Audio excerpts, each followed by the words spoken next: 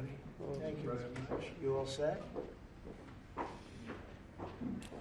Well, we're talking about cafe standards, a very big deal, very important. Today, my administration is taking historic action to lower costs for American consumers, protect American auto jobs, and make buying a car much more affordable for countless American families and also safer. We're officially terminating Joe Biden's ridiculously burdensome, horrible, actually, cafe standards that imposed expensive restrictions and all sorts of problems, gave all sorts of problems to automakers. And we're not only talking about here, we're talking about outside of our country, because nobody could do it. Nobody wanted to do it, and it was ridiculous, very expensive. It put tremendous upward pressure on car prices. Combined with the insane electric vehicle mandate, Biden's burdensome regulations helped cause the price of cars to soar more than 25%. And in one case, they went up 18% in 1 year. Today, we're taking one more step to kill the Green New Scam. It's part of the greatest scam, probably, well, other than Russia, and a few others I could name. The greatest scam in American history, the Green New Scam. And it's a quest to end the gasoline-powered car. This is what they wanted to do, even though we have more gasoline than any other country by far.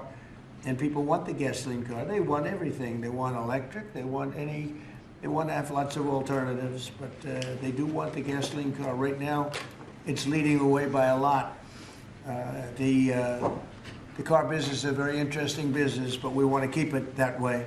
I want to thank Transportation Secretary Sean Duffy, Deputy Transportation Secretary Stephen Bradbury, as well as CEO of Ford, Jim Farley.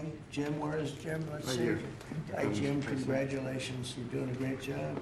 CEO of Stellantis, Antonio Filosa. Thank you very much. Thank you very much. Chairman of the National Automobile Dealers Association, Tom Castrida. Yes, sir. Thank Yes, you sir. very Yes, much, sir, Tom. Mr. Great to have you. And Manager of General Motors Orient Plant, John Urbanek. Yes, sir. Thank you, sir. Great to have you guys here. And you're going to say a few words in a minute about how ridiculous this was, but we've just freed you up. So you're going to have a good day. You're going to have a good number of years. Thanks as well to Senators Shelley Moore Capito, Ted Cruz, Kevin Cramer, Marsha Blackburn, Eric Schmidt, and Bernie Marino, as well as Representatives Sam Graves, Vern Buchanan, Mike Kelly, Roger Williams, Lisa McClain, and Troy Balderson. All great people. These are great people. And I know there's a lot of support long beyond the people that are here. We had tremendous support on this.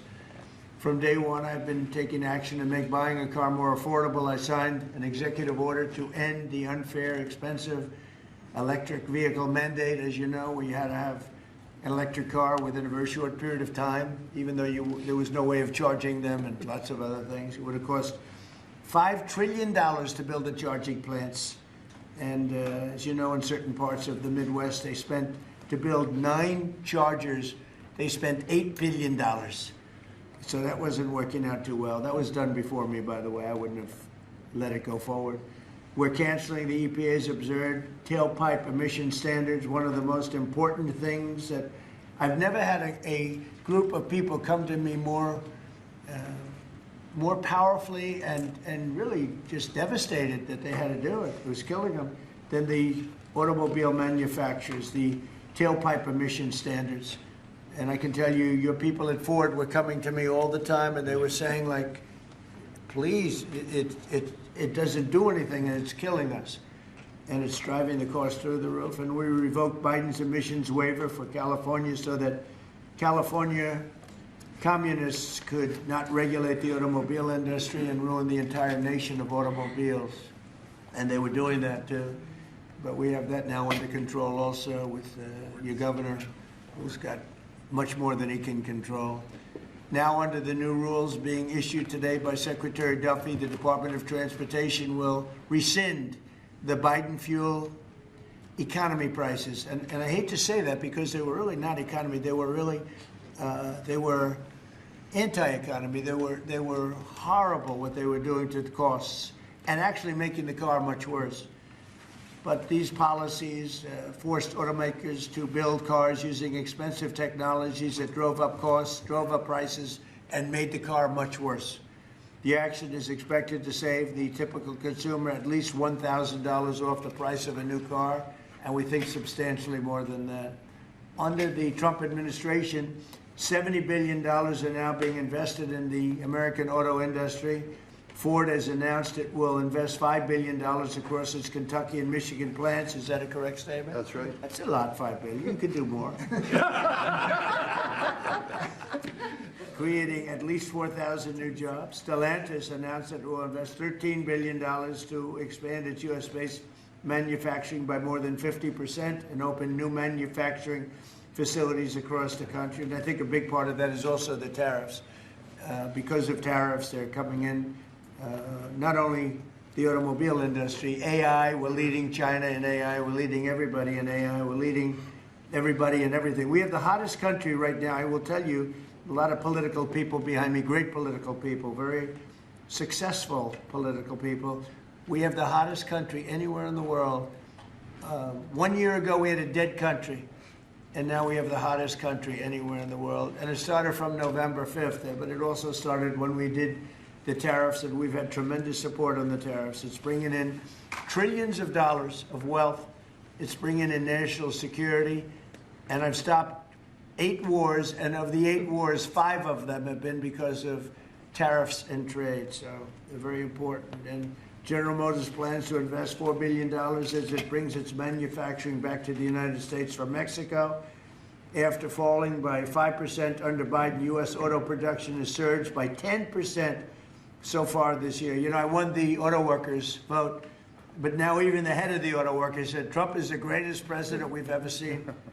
And happens to be right about that. But we're protecting our auto workers, and we're making it easier for every family to afford high-quality cars. In other words, we're bringing automobiles back and the manufacturing of automobiles back into this country. We lost 52% over the years, 52% of our automobile manufacturing. You see it, closed factories all over the place. Now they're all opening up. They're being, in most cases, they're being knocked down, and new ones are being built in their place. And a big beneficiary is the state of Michigan, but South Carolina, even states that didn't really do too much with the automobiles, they're opening up plants. It's been amazing. So between automobile plants, AI plants, and plants of every other nation, really every other type, including chips, we're going to have a big percentage of the chip market very soon. Not because of the CHIPS Act, which was horrible and ridiculous, where we just gave these companies billions and billions of dollars, and they just kept the money, but because of what we did with tariffs. They have to build here, otherwise they're going to have to pay tariffs. They won't be able to do business in the United States. And we're going to have a big percentage of the chip industry. As of about a year ago, 2 years ago, we had none. And now we're going to have a very big percentage when it all finishes out.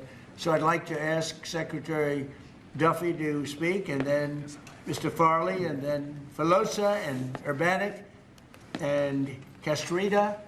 And also we're going to ask some of our political leaders to speak, because let me tell you, they went out of their way. This was not easy. And people were brainwashed. This is a green new scam. And people were paying too much for a car that didn't work as well. And now they're going to have a great car that's going to be environmentally friendly, but it's going to cost you a lot less, and it's going to work great. All of the nonsense is being taken out of the cars. So, Secretary Duffy, could you say a few words? Thank you, Mr. President. So yesterday at the cabinet meeting, the president was talking about affordability, and the way that Democrats talk about affordability is a lie. Today is a perfect example of that. So these CAFE standards used what was contrary to the law. The Congress set a rule that says you have to look at combustion engines. Biden and Buttigieg actually did an analysis using... Buttigieg, I'm sorry. Buttigieg used EVs and hybrids to come up with a 62 mile an hour per gallon standard, which I think the car companies will tell you is completely unattainable. So they spent a lot of money on technology trying to meet the unattainable standard, driving up the cost of a car, number one.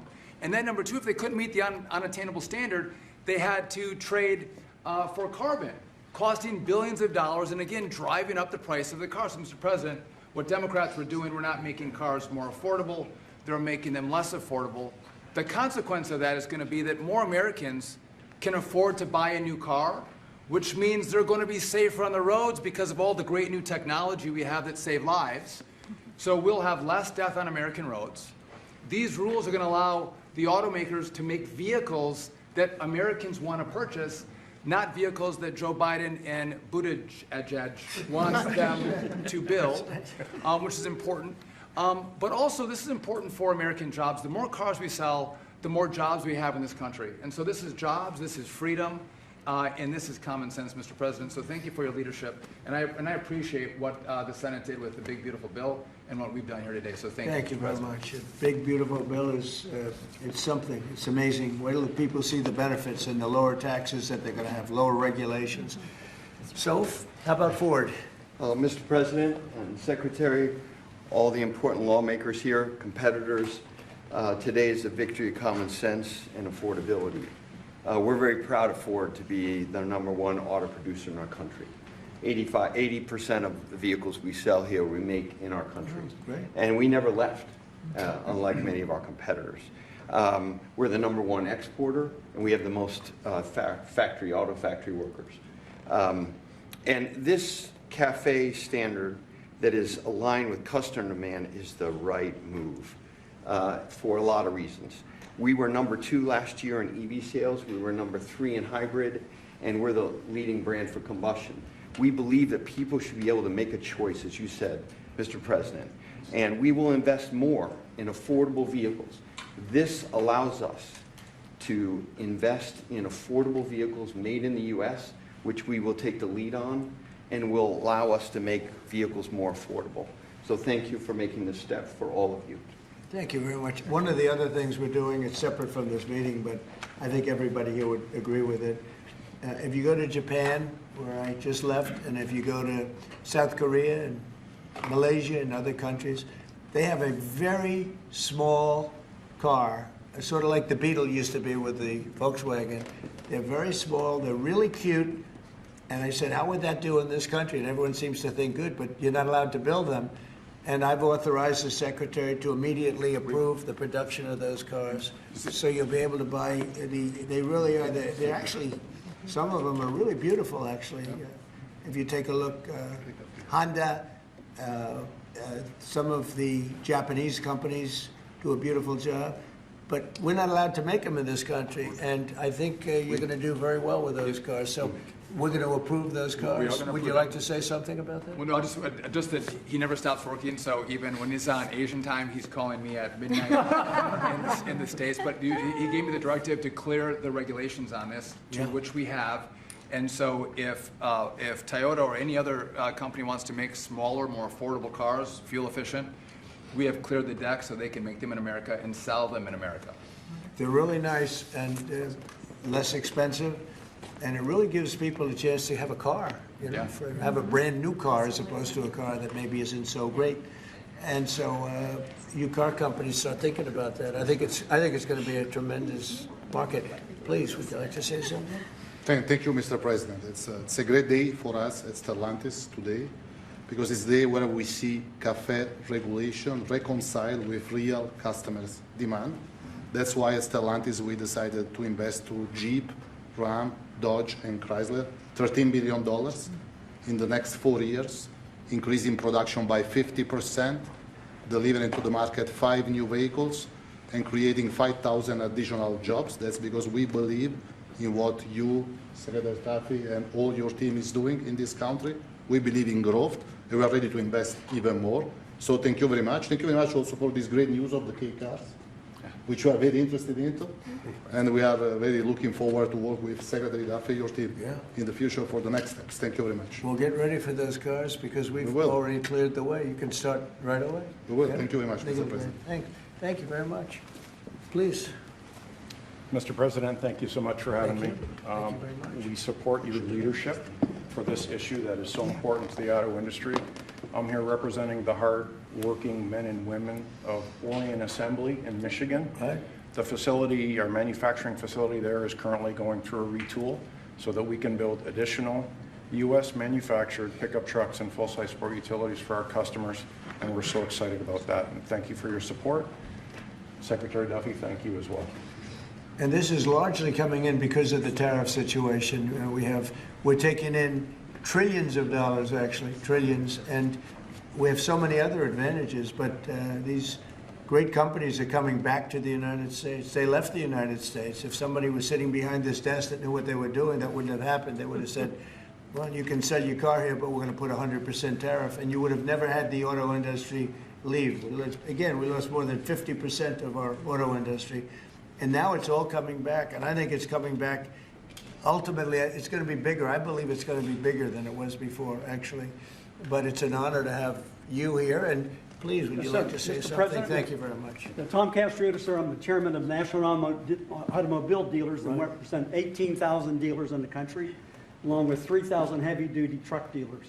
And what the actions that you've done as the president and your administration is definitely going to save our customers money. And you made your promises that let the consumer buy what they want, sir, and you delivered on that. And the other thing that you delivered was your promise in the big, beautiful bill, the tax deduction on loans that had gone away some years back. And now that makes it affordable for our buyers that can save money through that loan of the tax, anywhere from several hundred to several thousand. So again, sir, on behalf of all the dealers and our customers, we appreciate what you and your administration have done, and of course our legislative support as well, Mr. President. Thank you. That's very nice, and I'm glad you brought that up. We're allowing people to deduct. So if you go out and buy a car, and this is for middle income, but for lower income, no matter what, they never really had deductions. You know, rich people like deductions, but middle income people were never really afforded deductions, which is very unfair. You borrow money to buy a car, you're allowed to deduct the interest from your income tax. And I think that's going to be one of the most, in terms of your industry, I think it's going to be the biggest thing that we're talking about, maybe even bigger than CAFE standards. People are going to be able to borrow money, deduct it, so it's going to cost them essentially half. And It'll help, yes, sir. I think it's going to be a tremendous factory. They've never had a chance to do that before. And that's all done. That's all in the great, big, beautiful bill. So it's really terrific. I'd like to ask a couple of our political leaders to say, because you guys have done an amazing job. This was something that was going to be very tough. We had to fight lunatics to get it done, and they had no answers. You know, you just present them with the facts, and they just say, well, we're just not going to vote for it. They couldn't talk about it, but they didn't want to vote. I see Mike Kelly, my friend back there, has been with me from day one, right? Yep. What do you have to say, Mike? Well, you know what? I think you hit the key. Everybody's talking about the same thing. In America, Look at the way they like each other. You can see, there's no hatred between these two guys. yeah, as long as I beat his price, we're friends. No, you hit it nail on the head. The American people have always been able to choose what they want to buy. Right. They don't want to be taken out of a market by people who, quite frankly, don't even drive their own car, and saying, this is the way you've got to go going into the future, and say, well, you may say that, but you're not in the market, you have no idea. And I know the business we're in, at the end of the day, if you were there with me, I'd say, oh, Mr. President, other than price, what's keeping you from taking the car home today? It's always price. Yeah. And the fact that we can build a car that's affordable, that people want to buy, that's the key to it. What you've done is unlock the most ridiculous statute that ever came in with CAFE. It wasn't done by the Congress. Yep. It was done by President Obama after the courts failed on it. So thank you for doing what you're doing. You're making America great again in every single way. Thank you. Thank you. It's going to be so big for the auto manufacturers. People aren't even going to believe the impact this has.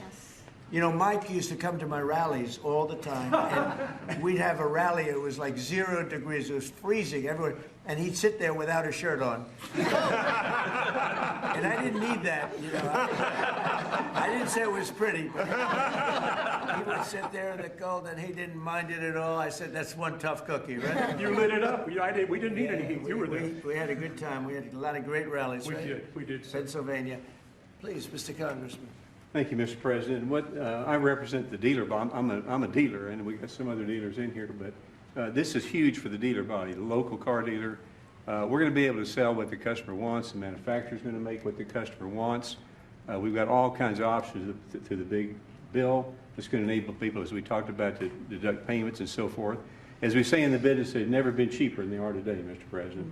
And it's going to be a great opportunity for the dealer body to sell what consumers want. And 99% of the businesses in America are small businesses. Many are car dealers, employ a lot of people. It's going to be a great year for us. We appreciate your leadership, and we appreciate, man, from a retail standpoint, we appreciate the manufacturers going to step up and build cars that customers want and that we want to sell. So thank you very much. It makes it a great country. He's also a very brave congressman because he was there on the baseball field that horrible day with Steve Scalise and some other people. He was hit, but he took it very well. You took it very well. You're my pal. Thank you. Thanks. Great job. Appreciate you. Great job. Appreciate it. Kevin, could you say a few words of wisdom? One of the really smart economic forecasters, I will tell you. Beyond an economist, he's a real forecaster. Please. Sir, I think that there's a massive macroeconomic benefit to what we're doing today. And the way to think about it is that the car that has the best gas mileage that you could buy that has only gasoline is a Honda that gets about 36 miles per gallon. Joe Biden wanted to make every car on average be above 50. So there's no car made in the U.S. that you would be able to sell 2 years from now, 3 years from now under that rule, because what he wanted to do was make everybody have an electric car, as you know. But here's the thing, that if everybody had an electric car, then nobody would be buying gasoline anymore, and they'd have to take all the miles that they travel and put it on the grid. And so we would have to increase the production of electricity in the U.S. by 25% over the next couple of years if they had their way. And so you've really stopped a massive disruption for the economy with this. So thank you, sir. And that wasn't the main reason, and yet it certainly is a main reason. You wouldn't have been able to do it even if you wanted it. It's just so crazy. That was the mandate, which we ended. Troy, would you like to say something? Great honor, thank you. My family is a former dealer, 48 years, Chrysler Dodge dealer, and then I got in the political world, sir. Yeah. I had more fun in the dealership world, but I miss it, but I still play a big role in automobiles and grateful. I remember under President Obama when the CAFE standards changed, as Mike brought up, and going through those challenging times as a Chrysler dealer before Stellantis came along. It was Daimler before you guys got it. So thank you very much for being here and making these changes. And as you said, that interest on the car loan piece was big. And I know that Bernie led the charge on that in the Senate and get it into one big, beautiful bill. That really is a big deal, and people need to understand how big a deal that They is. did a great job. And by the way, we had a great victory last night. All to all. Yes. He's going to be a great congressman. I think so. Really, like us, right? Yeah, I think like us. One of my early endorsements, right? Yes, sir. Can we talk about it? You're right here, Zip, man. Come here. Let me say hello. Please, go ahead. Thank you, Mr. President, for your leadership. But the thing I've admired most, you've been in business, you've been in the battles over the years, and you're helping us lead us out. Most people that are up here have no idea about business or small business. It makes a big difference. One is. Number two is, I would just say in terms of the tax stuff we're talking about, one of the things that get missed, and I'm in Florida, Sarasota region, is the ability to deduct. Most people have a small business, they'll have a lawn business, they'll have this, that, they buy a new or used truck. They can take that deduction, let's say they're in a 20% tax bracket, but the vehicle's 60 grand, they can take 20% of the 60 grand, get a $12,000 write-off. They can pay their payments for the first year.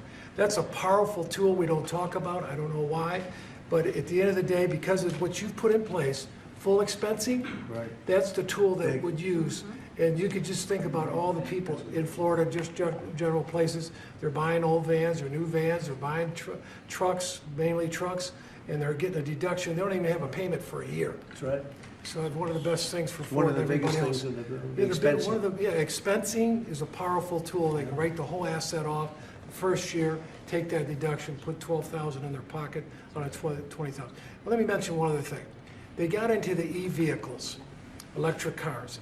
And I'm talking to dealers that come in and talk to me, and basically, they couldn't sell one, they couldn't give one away. And when these companies, or they got in because of whatever political pressure under the Biden administration, and they end up realizing that they got no market. A guy says, the car's been sitting there a year, I can't get rid of it. So they don't understand the market. The people produce the vehicles, and that's made a big difference in your leadership. But thanks for what you're doing here today. It's big, it's huge, it'll make a big difference. $12,000 on a $60,000 vehicle, up front, day one. Thank you. Thank you very much. Yeah. You know, we're just talking about something that's interesting. Ford would make, and I don't want to speak for Ford because we have one of the top people right here. Mr. President, it's fine if you want to talk about Ford. Ford would make numerous electric cars in order to sell one Ford 150. Because they'd make all their money with the 150. Yes. And they were willing to lose money on building 2 or 3 electric cars that they couldn't sell in order to make some money on the 150, because the 150 is a monster. I'll tell you what, that, no matter where you go, they love that Ford 150. Yes. But isn't it a ridiculous model when you have to build 2 or 3 cars that you know you're not going to be selling or not be selling for much in order to really do something that you should have the right to do, which is make a car that you want to make Yes. and that the market wants, right? So congratulations on the 150. Thank you. Best-selling vehicle in the United States. Thank you, Mr. President. Just saying. Now it's 100% built in the United States. now it's only going to do, no, but it really is, it's amazing. It's an amazing brand. There was a lot of stupid things done here. What would you like to say? Yeah, I thank you, Mr. President and Secretary Duffy and all of us. You know, one of the last times I was here is when you signed the electric vehicle CRA, Congressional Review Act, that all of us participated in. The beginning of really making common sense, because it was going to impact 17 other states and really a large part of our economy. This is about affordability here. I'm just going to say one thing. Well, maybe I already said one thing, so now I'm going to say 2 things. When we talk about a car and auto, we sort of talk about just, oh, we need a car. Do you know what a car does for a family? You can take your children to school, you can go to the store, you can visit your mother, you can go to church, you can have a job, you have the flexibility that you need. A car for an American family is about a roadway to prosperity. Big deal. It's a big deal. And so by making them more affordable, making them more choice-driven by what families want and need, today is a great day for the American family. Absolutely. Thank you. Absolutely, and the American worker. Say. Well, thank you, Mr. President and Secretary Duffy, and to my colleagues that are here. In Tennessee, we make great automobiles, and we have a fantastic workforce. And whether you're GM or Ford with their new investment in Tennessee, or Nissan or VW or Toyota with the engine plant, what you see is the components that are necessary to build these cars. And removing these standards and making cars more affordable does mean that more people will purchase them, but it also means we're going to have to make more cars to meet that demand, and for Tennessee, that is a great thing. So, you know, I'm just sitting here and I'm thinking, like, we have the biggest auto manufacturers in the world. They're talking about investing billions and they're investing it as we speak, but billions and billions of dollars in our country. Thank you very much. And they're here. They're not like, well, maybe we'll do it. They're doing it because of tariffs, and they're doing it because of maybe they like the president, and we're doing things like this for them, which frankly, no matter who you are, this should be done. And we're doing things like deductibility of interest. When you borrow money to buy a car, you're allowed to deduct it from your income tax. That is a massive tax cut for people that probably are going to be trying to buy that car anyway. And I really think that that interest factor is going to be one of the biggest things. When I was proud of that because I thought of it, and it seems so simple. Other people are allowed big interest. If you're a rich person, you're allowed to have big interest deductions for different things you do. But if you're a middle-income person who has to buy a car, you were never entitled to anything. And now you're getting a full interest deduction on the loan. And I think that's going to have one of the biggest impacts. But we're here with companies that are investing tens of billions of dollars in our country as we speak. It's not going to be in 2 years or 3 years. A lot of it's because of the expensing provision in the bill, and the big, beautiful bill. But a miracle is happening in our country. It's a miracle. This is just the auto industry, but we have other industries where it's the same thing. They're building all over our country, and this is a revolution is happening. It's a business revolution. It's a jobs revolution. It's a car revolution. We're bringing back the car industry that was stolen from us because we have people that didn't know what they were doing sitting at this desk. And they put the wrong people in because they weren't advised properly. And this is really an incredible thing that's happening. Go ahead, David. Well, thank you, Mr. President. And I think in many respects, pretty much everything that could be said has been, except that I think what Kevin talks about in terms of the cascading economic opportunity from this one single event is just the tip of the iceberg. When you think of all the rules and regulations that you have repealed, I think it's more important, frankly, than the tax cuts. However, in the Working Family Tax Cuts Act, remember we made permanent a lot of really good policy from the first Trump era, not the least of which for small businesses is bonus depreciation. The opportunity to depreciate the year that you purchase an F-150 for your small business or a large truck for your farm. I just think we're going to roll into 2026 and we're going to see an escalation of economic opportunity, the likes of which I probably have never seen. I think nobody's ever seen it, nobody in the world, because there's never been 18 or whatever it ends up being. In 10 months, we have $18 trillion being invested. We never had $1 trillion being invested. And Biden had much less than that. Think of it. He had less than $1 trillion over 4 years. We have 18 trillion in 10 months, and it's actually as of 9 months. So there's never been anything. Eric? Yeah, what Mr. do you President, have to say?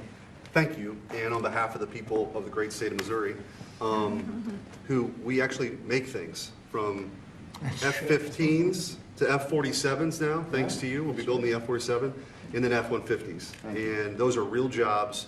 And we make things in Missouri. This is going to go a long way, I think, for making things more affordable for normal people. Nothing could be more American than driving a car on the highway. And this is going to make that more accessible for more people. So thanks for your leadership. Your state's doing a great job. Yeah, well, they love you too. It's a great place.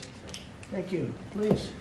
Thank you, Mr. President. I'm going to talk to you just a minute from a rural perspective, Okay. because these CAFE standards were absolutely unworkable in rural Missouri. We need vehicles that are practical and affordable and can haul for our small businesses, for agriculture, and it just simply didn't work. Those CAFE standards didn't work. So I applaud you, Secretary Duffy, for your hard work and what you're doing on behalf of rural America.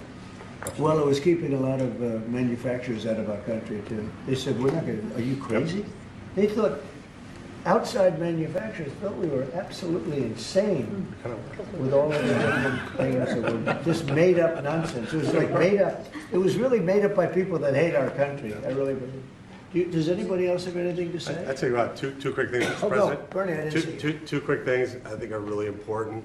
So the person who sat behind this desk before you gave $7,500 in subsidies to multi-millionaires who are leasing electric Rolls Royces, electric Porsches, electric Lamborghinis. We're getting $7,500 from the taxpayer. And these Democrats sit on this floor and say that Republicans are for millionaires and billionaires. We are the opposite of giving $7,500 to multi-billionaires to lease foreign electric vehicles. Number two, because of your policies, at the beginning of the year, 51% of the cars sold in America were made in America, 51%, before you got sworn in. Last month, that number was 57%. We moved it 6 points, which nobody thought would be possible in 4 years. We did it in 10 months. That's something that maybe the news should cover a little bit more. And we've driven down the price of automobiles. The car prices for consumers are down before you did Just these about things. everything is down. You know, this whole thing is, they use the word affordability. It's a Democrat hoax. They're the ones that drove the prices up. And all they do is say, affordability, and you're supposed to say, oh, that means they had low prices. No, we inherited the worst inflation in the history of our country. They say 48 years, but let's say that's history. I don't believe that. Biden had, because of his stupid ways and between his energy policies and his spending policies, we had the worst inflation in the history of our country. And now our prices are coming down. And they're coming down for cars, and they're coming down. I mean, did you hear yesterday when Chris Wright from Energy, the head of energy in our country, said there are now parts of our country, it's all happening, $1.99 for gasoline, a gallon. And we have it at $2.50, $2.60. It was at $5. And that's bigger than any tax cut we could give. You know, for the average family, that's considered bigger than any tax cut. So the word affordability, when they mention it, you ever watch them? It's all about, I saw the young lady that lost last night. She lost by a lot more than they thought. And we have a great new candidate in Congress, really great, Matt Van Epps. But I saw last night, she said, it's all about affordability, all about, they never talk about like the specifics. Right. Everything was through the roof. Eggs, when I took over, eggs were 4 times higher than they ever were. We got the prices down to the lowest level. Yep. I mean, amazing. But they never, you got to watch, they're great con people. It's like the Inflation Reduction Act. And after they got it approved, because everybody said inflation reduction, they admitted it had nothing to do with reducing inflation. It's a con job. I think affordability is the greatest con job. They look at you and they say, affordability. They don't say anything else. Everyone says, oh, their prices were so low. No, they had the worst inflation. We had the highest prices we ever had, and now they're all coming down, including beef is coming down. Beef was up there a little bit. Our ranchers did well, but we got to make them do a little bit less well, perhaps. But the beef is now coming down. Coffee is now coming down. It's all coming down, and it's a beautiful thing to see. But remember this, when they use the word affordability, they just say, they never say anything else. This election's about affordability, and then they go into the next subject. It's a con job. They caused the highest prices in the history of our country, the worst inflation in the history of our country, and we're getting those prices down, and they're coming down rapidly, and you'll see those results very soon. Anybody else want to say a few words? Oh, Ted, I can't believe it. I'm easy to miss. It's very rare that I would miss that. Go ahead, Ted. Well, Mr. President, I want to congratulate you on behalf of everyone here for the leadership that you're showing. And this is a victory today for consumers. This is a victory for affordability. Your critics like to say the word affordability. Under Joe Biden and the Democrats, they put mandate after mandate after mandate on cars and trucks, and they drove the price up thousands and thousands of dollars. And with the actions you're taking today, and you put on top of that the one big beautiful bill, you know, most of the senators here on the Senate Commerce Committee, and on the Commerce Committee, we worked together to zero out the CAFE standards. We wrote that into the law that the CAFE standards went to zero. What does that mean? It means you can now, as a consumer, buy the car you want. It also means people's lives will be safer, because what these regulations did is they forced cars to be more expensive and made of plastic instead of steel. Because you had to make them lighter to comply with these standards, so you'd get in a wreck and people would die. The results of what you're doing, you're literally saving people's lives, and you're making it where families can afford to get a new car. These actions will drop the cost of cars and trucks thousands of dollars. That makes a real difference. And I'll make one final point. You know, about half the members here are car dealers. And I will say my good friend Roger Williams out in the lobby, he tried to sell me a car, which didn't surprise me, but I just want to give props to Mike Kelly. He showed he was savvier because he tried to sell you a car, and you can afford a much nicer car than I can. So well done, Mike Roger. You just went to the wrong customer. I was $100 cheaper. The thing that Ted just said, it's true, plastic instead of steel, think of that. And people died because of that. The plastic was plastic in an auto accident, and it broke up, and people were shattered because of that crazy deal. But it's a really good point. Go ahead. And Mr. President, I'll tell you, in the Senate Commerce Committee on January 14th, we're going to have a hearing with all of the big three there and Tesla, and the entire hearing is going to focus on how your leadership has reduced the burdens on car makers. That's lowering costs, that's giving consumers more choices, and it's producing more jobs in America. And it's highlighting that's a real record of success. Yeah, well, it's an honor. And, you know, they were going by California. We had like 2 different countries, California and 15 that followed California, because you had 15 states follow California. And the rules from California were just like everything else. That's why people are leaving. That's why it's such a mess. It's got there's a state with such unbelievable potential. But what they did with the car industry is incredible. And that was, you know, the car companies didn't know what to do because they had 2 standards, and you can't build 2 different cars for the same country. And what we're doing today is very big. Would anybody like to say something? Would you like to say something, my friend? I just want to say thank you. Yeah, thank you.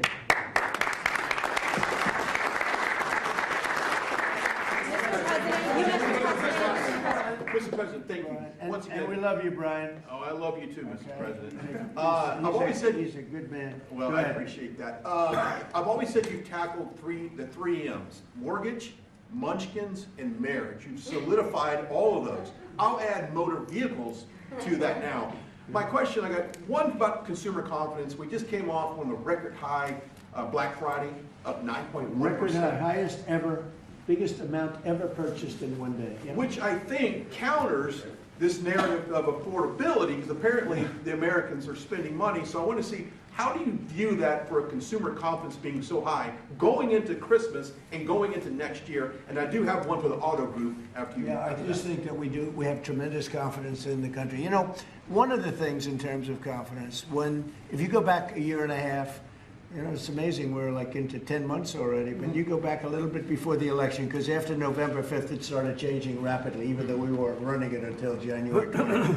But when you look back and you look at the enlistment of soldiers, people that wanted to join the military, the Army, Navy, Air Force, Marines, Coast Guard, it's like booming, it's all Space Force. But we had the worst recruitment in the history of our country. A year later, we have the greatest recruitment in the history. You can't even get in. Getting in is like getting into a top college that you couldn't get in. People want to be in the service now, and that includes the police, environment, and other things. You couldn't hire police, you couldn't hire anybody in the Army or the Navy. You couldn't get people in, and we now have gone from that to record recruitment. We're getting high quality people, amazing people, wanting to be in the military. They have spirit now, you know, call it what you want, but that's part of it. But they have great spirit now. It's a great thing. Go ahead, ask your second question. Okay, my second question, I've got a lot of close family friends in the automotive business, own dealerships all across Southern California. They sent me a question to ask you. There's a thing called a mileage blocker that is installed on vehicles. It's a type of a computer chip which alters the actual mileage driven on the vehicle, so that when you have a leased vehicle that's turned in, they're losing thousands of dollars. They've got to go chase down these manufacturers. What can we do to track down these manufacturers of this illegal computer chip that's really hurting automotive industry? Have you heard about this? Yes, sir. They're getting built in China, and most of them are coming out of Great Britain, sir. They're being distributed through China, through distributors selling them online through Great Britain. Yes, sir. Wow, that's Yes, not sir. so good. What do you think? No, look at that. You, Bernie, do you know anything about that? It works on older vehicles, and obviously, well, we got to do a better job of Yeah, making I sure think patrol it's at the border. something, I've never heard of it. Very I good. appreciate it. We never heard of it. That's pretty good. Mr. President, you released video of that first boat strike on September 2nd, but not the second video. Will you release video of that strike so that the American people can see for themselves what I happened? don't know what they have, but whatever they have, we'd certainly release, no problem. You know, we stopped, every boat we knock out, we save 25,000 American lives. So, And thank you. if you look at our numbers, the drugs coming in through sea are down 91%. I'm surprised there's 9% you want to. I don't know who's doing the 9%, but it's down 91, and we're going to start very soon on land, and I'm sure you're thrilled to hear that. So why Mr. not just President, on release the Ukraine, full? on Ukraine, Steve Witkoff and Jared Kushner were there last night with Vladimir Putin. Can you give us an update about those talks? It sounds from what the Kremlin is saying that they're not going to compromise. Can you tell us what you've... I don't know what the Kremlin's doing. I can tell you that they had a reasonably good meeting with President Putin. We're going to find out. It's a war that should have never been started. It's a war, if I were president, we had a rigged election. If I were president, that war would have never happened.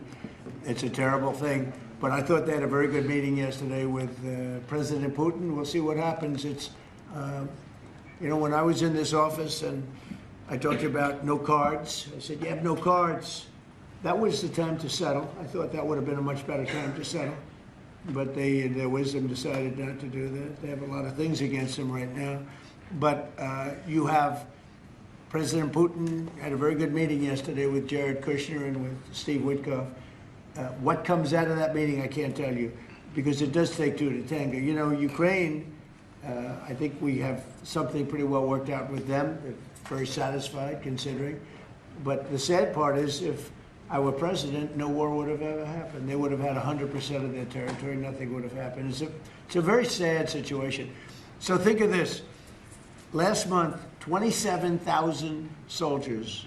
27. That's like you take a stadium, a football stadium, not an arena, and you cut it in half. 27,000 people died. Young, mostly young soldiers, died last month, in 1 month. Mr. President, And that's the only reason I'm involved. You know, we're not spending any money in the war. We're selling to NATO. We're not being ripped off like we were under Biden. Biden was handing everybody everything we had, giving them all the missiles, everything they wanted, free, no charge. He had no idea what he was doing. They're paying top dollar, full price for everything. Goes to NATO, and then NATO distributes it. NATO pays us. So it's not money. We would all, I think I can speak for everyone behind here. The politicians I know and the auto manufacturers are good people. They don't want to see 27,000 people die for no reason whatsoever. And that's the only reason I'm trying to help. Yeah, please. Mr. President, switching to Venezuela for a second. Have you checked back with President Maduro? I mean, is your pressure campaign working? And do you think, how's he responding to the demand that he leave the country? It's not pressure campaign, it's much beyond that, I think. But I spoke to him briefly, just told him a couple of things. We'll see what happens with that. Venezuela sends us drugs, but Venezuela sends us people that they shouldn't be sending. They emptied their prisons into our country.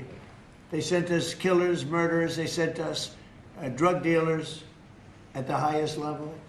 They sent us gang members. They sent us people from their mental institutions. They emptied their mental institutions into our country. And so did other countries, because we had stupid people running this country, really stupid people. And I think probably you had some stupid ones, and you had some smart ones, but they were bad people too. Because not all of them were stupid. You can't cheat on elections like they did and be stupid. Okay? Mr. President, if you find out, if you ultimately... Did you talk to him a second time or just that one time? What's that? To Maduro, did you speak to him again? No, I didn't. Mr. President, if you do find... When you spoke with Mr. Witkoff and with Mr. Kushner last night, did they give you the sense that President Putin still wants to end the war, still wants to make peace? He would like to end the war. That was their impression. Now, whether or not, do you believe him? That was their impression. You know, their impression was that he would like to see the war ended.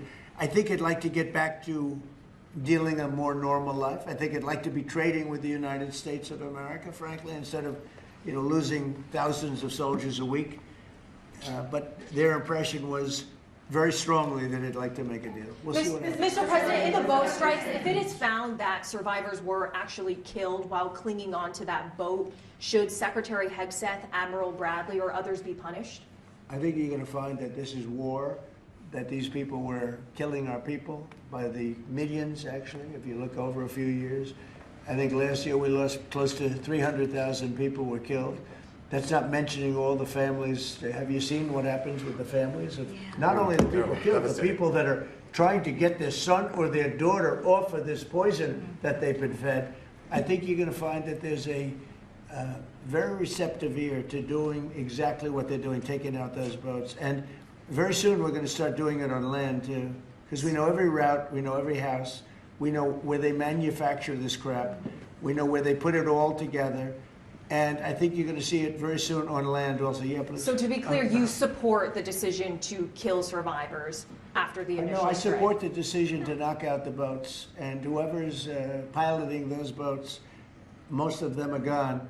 But whoever are piloting those boats, they're guilty of trying to kill people in our country. Yeah, please. The House Judiciary Committee has subpoenaed Jack Smith to ask about his investigation of you.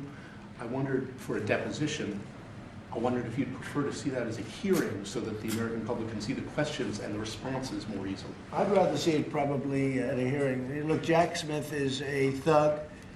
He's a failed prosecutor. He's a bad man. He's an evil man. He hurt a lot of people. Forget about me. I do this stuff, but I got indicted many times by a guy that they were dismissed. He's a bad guy.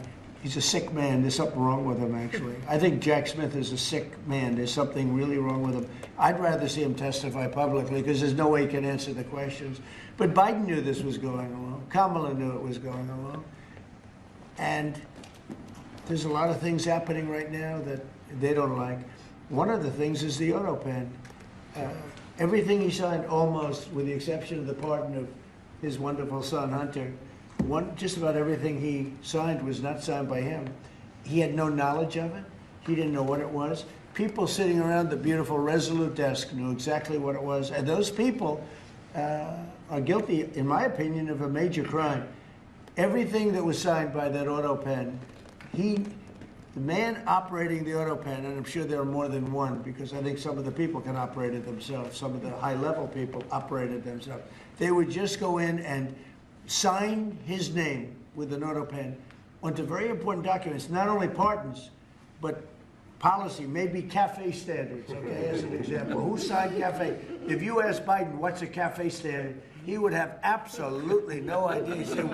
He'd say, where is the cafe located? The guy didn't know anything. Look, that just shows you what a rigged election can be, but you understand what I'm saying. Thank you.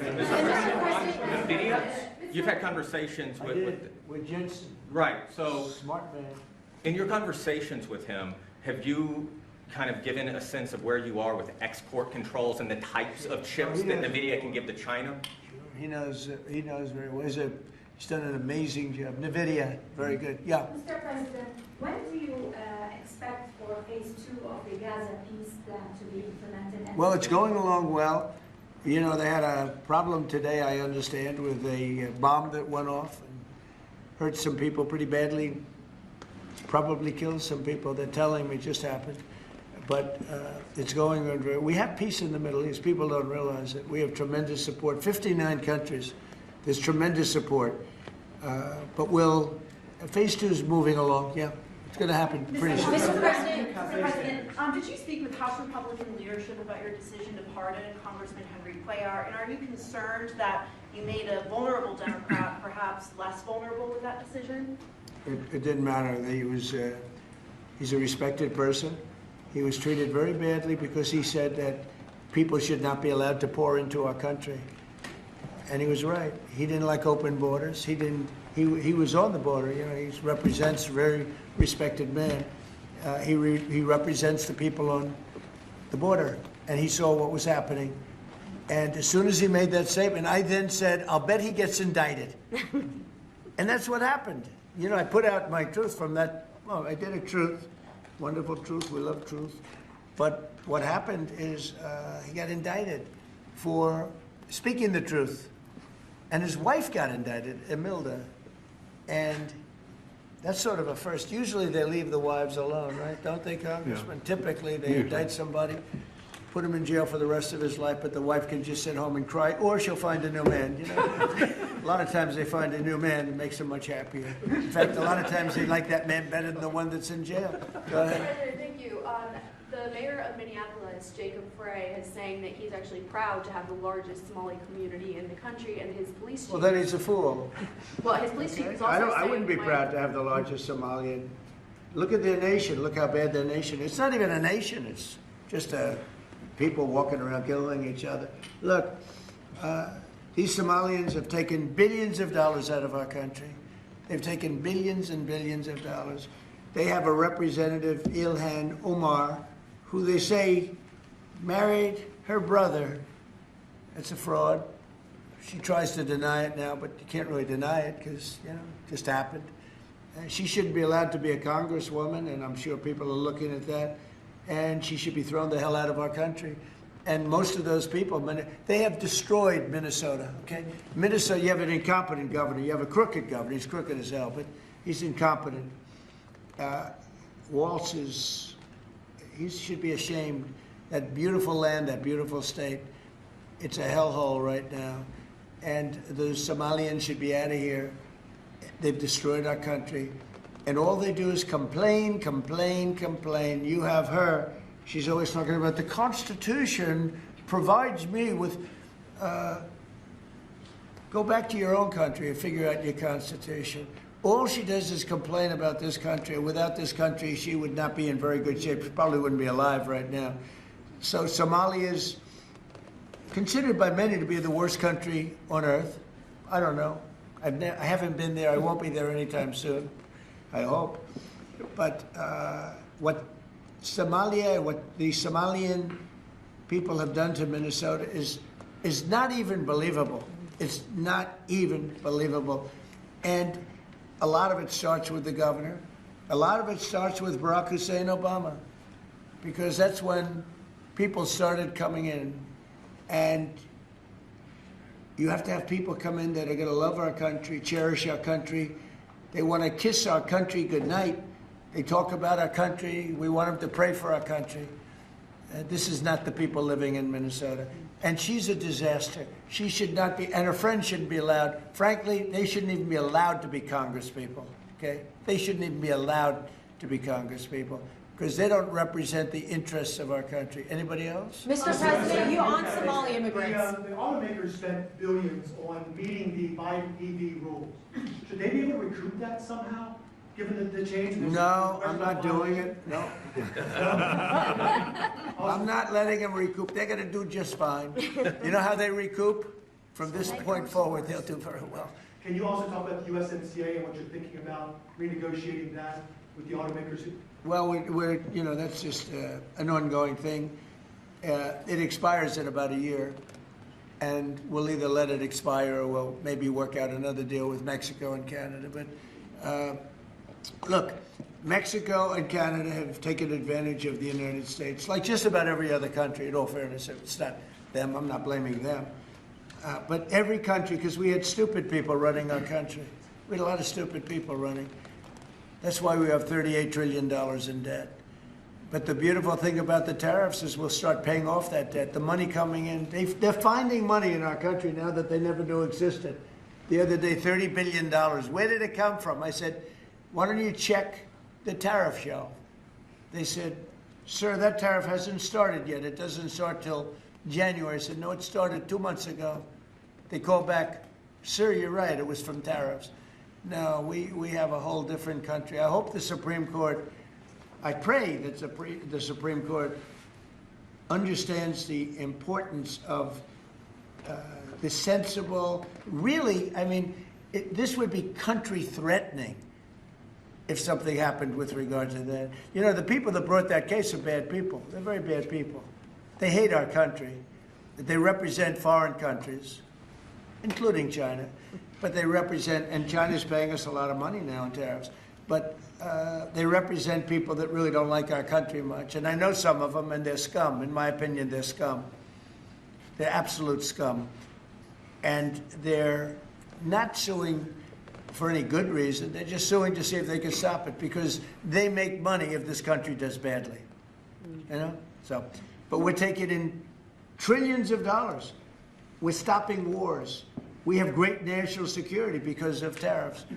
And then to think that we have to even go and justify this. The reason a lot of these people, I can tell you this, maybe we would have had the political people, we wouldn't have these people without tariffs. The people that are up here from Stellantis and Ford and General Motors, great companies, including this gentleman, they wouldn't be here today if we didn't have tariffs. They'd be building their plants in Mexico and other places. They're leaving Mexico and they're leaving Canada. They're leaving because they ripped off our country. They took our businesses away from us. And now, because of tariffs, they're all coming back. So it's a great thing. Thank you very much, everybody. Mr. President, you called Somalians garbage, but about 73%. Thank you, cameras. We're done. You guys, come on. Thank you, guys.